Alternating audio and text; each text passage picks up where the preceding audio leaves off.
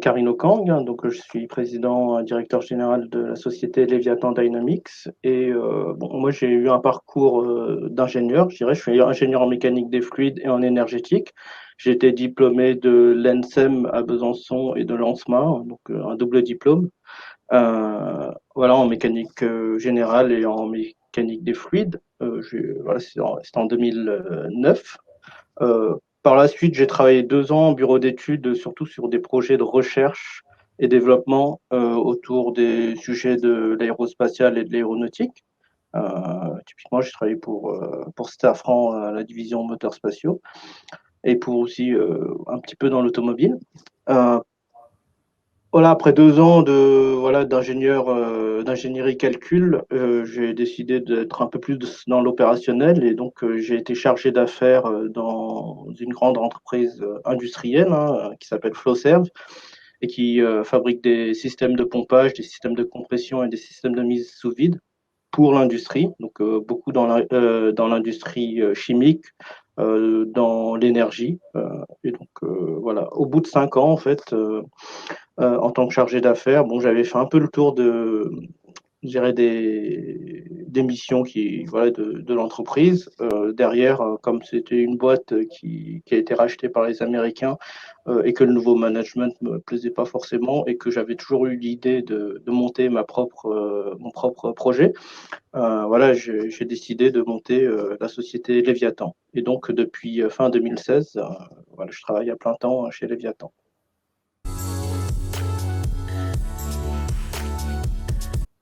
Alors, le Golgot, dans le jargon des industriels, c'est un refroidisseur de procédés. Le but du Golgot, c'est vraiment de fournir une eau froide à une température contrôlée, c'est-à-dire que voilà, le client, enfin l'industriel, va avoir besoin pour refroidir ses procédés d'une eau à une certaine température, 12 degrés par exemple. Et en fait, voilà, il va se faire. Nous, on va produire de l'eau à 12 degrés. Le client va l'utiliser pour refroidir voilà, une machine. Et il va nous renvoyer de l'eau qui a été réchauffée par la machine, par exemple à 15 degrés. Et voilà, et derrière nous, en fait, la machine va réduire la température que le client nous envoie à 12 degrés. Et en fait, voilà, ça permet de faire du refroidissement en circuit fermé sans perdre d'eau. Et quelle que soit la température de l'environnement. C'est-à-dire qu'on peut fournir de l'eau à 12 degrés, même si à l'extérieur, il fait 30 degrés, 35 degrés.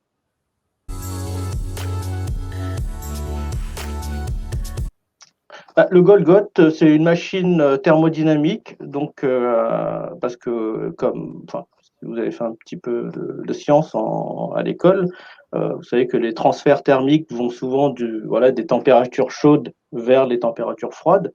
Et en fait, c'est pour ça que c'est difficile, en fait, sans utiliser de thermodynamique, de refroidir de l'eau à 12 degrés s'il fait 30 degrés dehors. Et donc, la machine, en fait, permet d'inverser ce sens des flux de chaleur. Et en fait, on peut, avec le Golgot, évacuer voilà, de la chaleur qui est d'une source de température basse. Hein, par exemple, voilà, le client, typiquement, comme j'ai dit tout à l'heure, va envoyer de l'eau à 15 degrés. Mais nous, la source de refroidissement qu'on a, c'est l'air ambiant qui est entre 30 et 35 degrés.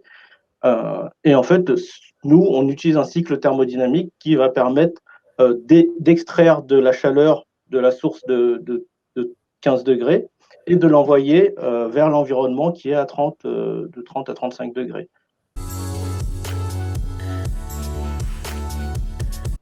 Le TurboEvap, en fait, c'est une machine de revalorisation des effluents industriels aqueux. C'est-à-dire qu'en fait, on ne va pas parler des eaux usées, je dirais, génériques, hein, de la maison, hein, qui sont assez faciles à traiter par des systèmes, je dirais,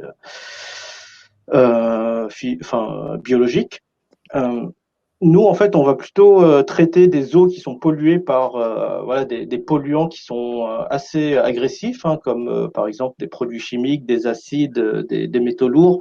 Et en fait, dans l'industrie, par exemple dans le traitement de surface ou dans l'industrie mécanique, ou dans la chimie en général, voilà, quand on doit nettoyer des cuves, quand on doit rincer voilà, du métal qui a été traité par des procédés chimiques, ou quand on doit voilà, traiter des eaux qui sont chargées en huile, en fait, c'est pas possible, c'est difficile de le faire avec un traitement biologique en recyclant l'eau.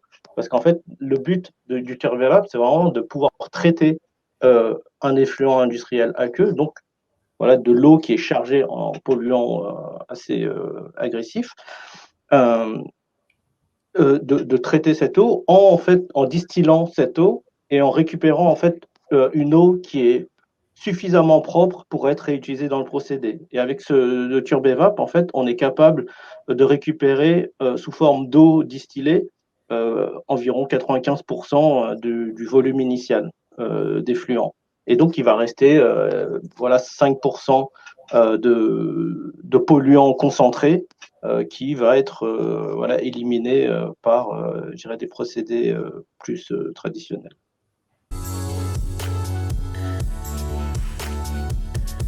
Alors, dans le cas du Golgot, là, on va parler du froid. Le problème, en fait, dans la production de froid, c'est surtout qu'on utilise des gaz fluorés qui sont très impactants pour l'environnement. Donc, il faut comprendre, hein, une machine voilà, un climatiseur résidentiel hein, pour une pièce, un monobloc, donc une unité extérieure, une unité intérieure, il y aura à peu près 1,5 à 2 kg de gaz fluoré à l'intérieur. Et en fait, ces gaz fluorés, on a l'impression qu'il n'y en a pas beaucoup, mais ils ont un impact sur l'effet de serre qui est très important, puisque 1 kg de gaz fluoré, ça équivaut à peu près à 2 tonnes de CO2. Bon, ça dépend des gaz, hein, mais c'est à peu près 2 tonnes de CO2. Et donc, ça, c'est des choses qu'on sait. On sait que sur le cycle de vie d'un climatiseur, le gaz va finir par s'échapper. Euh, et donc, voilà, sur une machine, sur un petit climatiseur déjà, en installant ce climatiseur chez vous, bah voilà, il y aura 1,5 kg de gaz fluoré et donc ça équivaut à peu près à 3 tonnes de CO2 qui sont émis durant le cycle de vie de la machine dans l'environnement. Donc c'est assez énorme et au niveau global, en fait, ces gaz fluorés, ça représente entre 3 et 5 des émissions de gaz à effet de serre au niveau mondial, ce qui, voilà, pour comparaison, c'est plus que le transport aérien. Et donc, en fait, nous, chez Léviathan, comme on utilise le cœur de la technologie de Léviathan, en fait, c'est de pouvoir exploiter l'eau comme réfrigérant en lieu et place voilà, de ces gaz fluorés. Et en fait, l'eau a un impact, je dirais, sur l'effet de serre qui est nul comparativement au CO2. Et donc, voilà, ça, c'est un des principaux avantages. Donc voilà, on a un impact environnemental qui est beaucoup plus faible qu'une machine traditionnelle hein, sur la partie refroidissement, procédé, climatisation.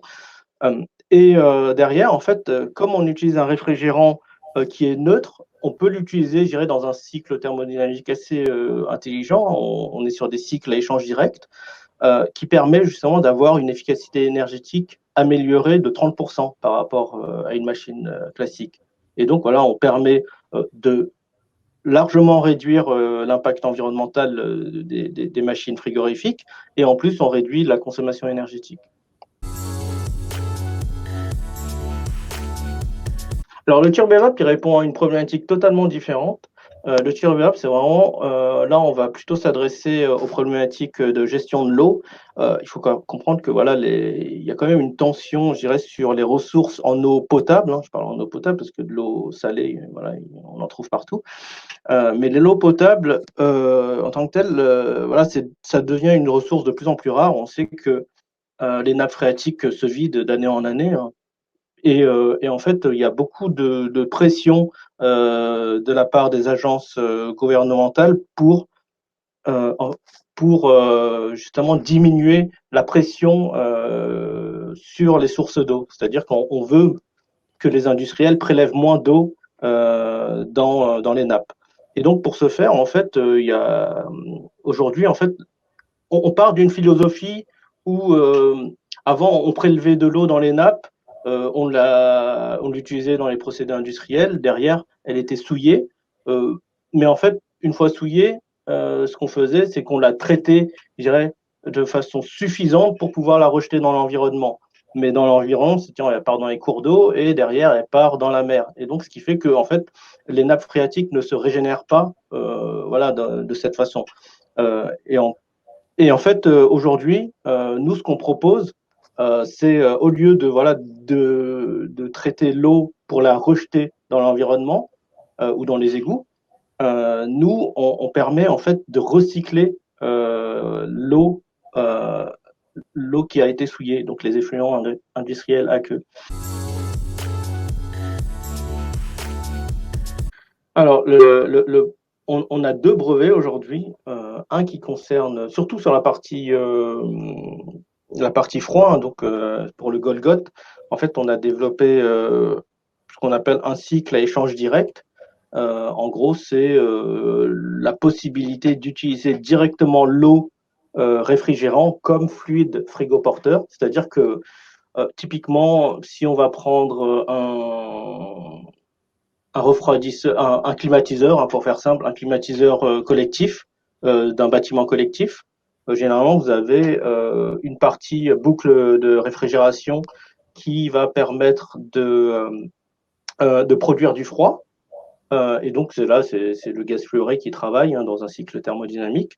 Et derrière, en fait, il y a une boucle d'eau qui va permettre de récupérer du froid de la boucle thermodynamique et de l'envoyer vers les terminaux de ventilation qui vont permettre de rafraîchir les pièces. Ça, c'est dans le cas de la climatisation. Et en fait, il faut savoir que voilà, cet échangeur qui sépare la boucle de production de froid et la boucle d'eau de circulation, cet échangeur-là, il génère de l'inefficacité.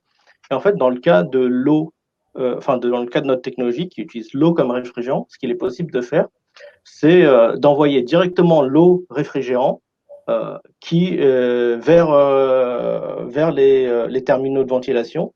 Et en fait, de ce fait, on supprime l'échangeur intermédiaire et on gagne énormément en efficacité énergétique. On gagne entre 20 et 30 juste en supprimant cet échangeur. Donc ça, c'est le premier brevet qu'on a déposé. Le deuxième brevet concerne plus le cœur de la machine, hein, donc le compresseur. Et en fait, nous, il faut comprendre qu'on travaille sur des compresseurs très haute vitesse hein, qui sont adaptés à comprimer de la vapeur d'eau sous vide. Et une des complexités en fait de ce type de compresseur, c'est tout ce qui est gestion thermique de la partie tournante. C'est-à-dire qu'en fait, il y a un moteur électrique qui va faire tourner la partie tournante. Mais ce moteur électrique, il va capter de la chaleur. En fait, il va produire de la chaleur parce que il a un rendement qui est pas idéal, enfin qui est pas qui est élevé. Hein. On est sur des rendements qui sont entre 85 et 90%. Mais voilà, il y a quand même 10%, entre 10 et 15% de pertes au niveau moteur. Et ces pertes moteurs, en fait, ces pertes de puissance électrique sont transformées en chaleur. Et comme on travaille sous vide, en fait, c'est très difficile d'évacuer la chaleur vers le fluide de travail, ce qui est généralement fait hein, dans les compresseurs classiques de réfrigération. On va évacuer la chaleur du moteur dans le réfrigérant. Mais nous, comme on est sur de l'eau comme réfrigérant et qu'on travaille sous vide, on ne peut pas évacuer la chaleur, on ne peut pas noyer le moteur dans l'eau, en fait. Et donc, ce qu'on fait, c'est qu'on injecte directement de l'eau au centre de la partie tournante, qui n'est pas en contact direct avec le moteur électrique. Et dès qu'on injecte cette eau, en fait, on en injecte très peu, hein, mais dès qu'on injecte dans le centre de la partie tournante, ce qui va se passer, c'est qu'elle va se vaporiser, elle va s'évaporer très rapidement, et en s'évaporant, en fait, elle va capter toute la chaleur du rotor électrique, de la partie tournante, et donc ça permet de refroidir de cette façon la partie tournante du compresseur. Et derrière, les vapeurs qui sont générées sont renvoyées au niveau de l'aspiration du compresseur. Et donc voilà, c'est une technologie qui est assez innovante qui fonctionne très bien et qui permet d'assurer que le moteur ne dépasse pas voilà, la température maximum de fonctionnement.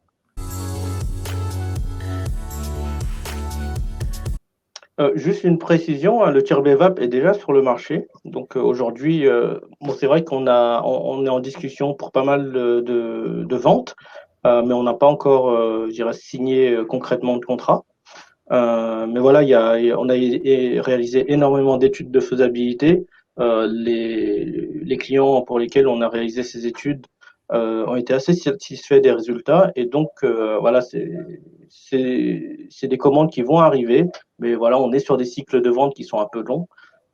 Et donc, on attend quelques commandes pour la partie TurboVap voilà, avant la fin de l'année.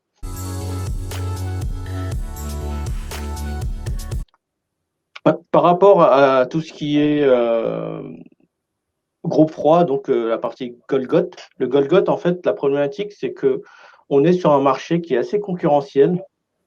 Donc voilà, sur le froid, c'est un marché qui est assez mature.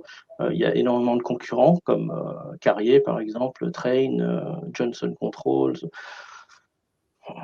voilà, Mitsubishi, par exemple, qui sont assez présents. Et en fait,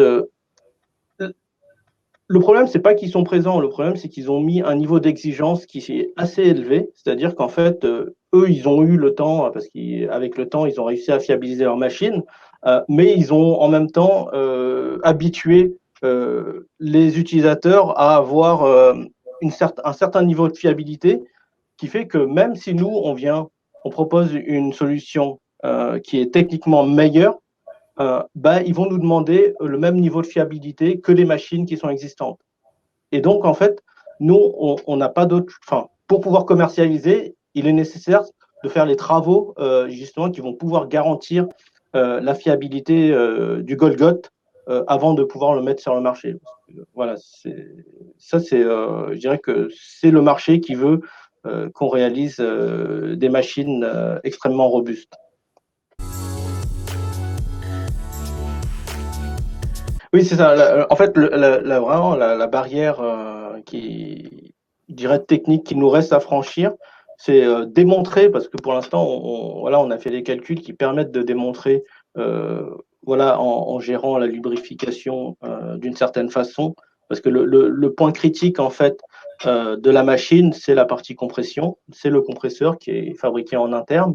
Et ce compresseur-là, comme c'est un compresseur très haute vitesse, euh, il y a des enjeux de lubrification qu'il faut maîtriser. Et aujourd'hui, voilà, on a travaillé avec des fabricants de systèmes de lubrification qui peuvent nous garantir voilà, que la machine pourra être lubrifiée correctement pendant 5 années d'exploitation continue. Mais le sujet, c'est qu'il faut qu'on valide effectivement que la machine tient bien 5 ans. Après, je vous assure, on va pas travailler, on va pas attendre 5 ans avant de commercialiser la machine. Il y a des techniques qui permettent de faire du vieillissement accéléré de machines. Et donc, l'objectif pour nous, c'est de valider, voilà, en se positionnant sur un point qui est un peu plus critique et qui va permettre de faire vieillir la machine plus vite, de pouvoir valider le fait que la machine va pouvoir durer 5 ans sans problème.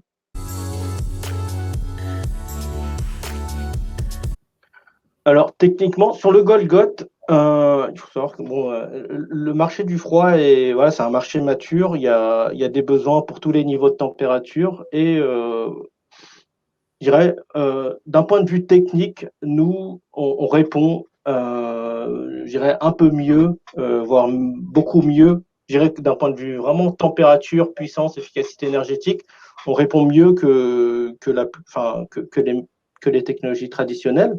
Euh, Par contre, il y a un élément que je dirais les utilisateurs demandent de plus en plus, même si ça se fait un petit peu discret dans l'industrie, mais tout de même, c'est de plus en plus demandé, c'est d'avoir un impact environnemental de plus en plus faible des machines qui sont utilisées de plus en plus, parce que voilà, on est en pleine crise climatique. Euh, on demande de plus en plus d'efforts, je dirais, aux industriels et à je dirais, à toutes les branches de la société pour réduire les émissions de gaz à effet de serre. Et justement, un des points qui émet beaucoup trop de gaz à effet de serre aujourd'hui, c'est tout ce qui est réfrigérant et production de froid et de chaleur. Et donc, nous, dans ce cadre-là, en fait, on répond beaucoup mieux, avec beaucoup plus, je dirais, avec un impact environnemental beaucoup plus faible que nos concurrents, voilà, aux besoins de nos clients.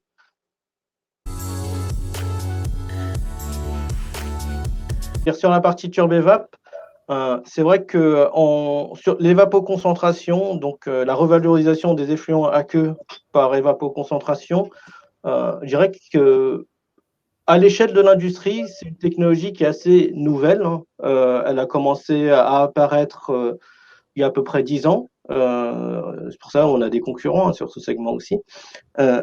Et en fait, avant, ce que les gens faisaient, c'est qu'ils évaporaient les effluents à une température très élevée.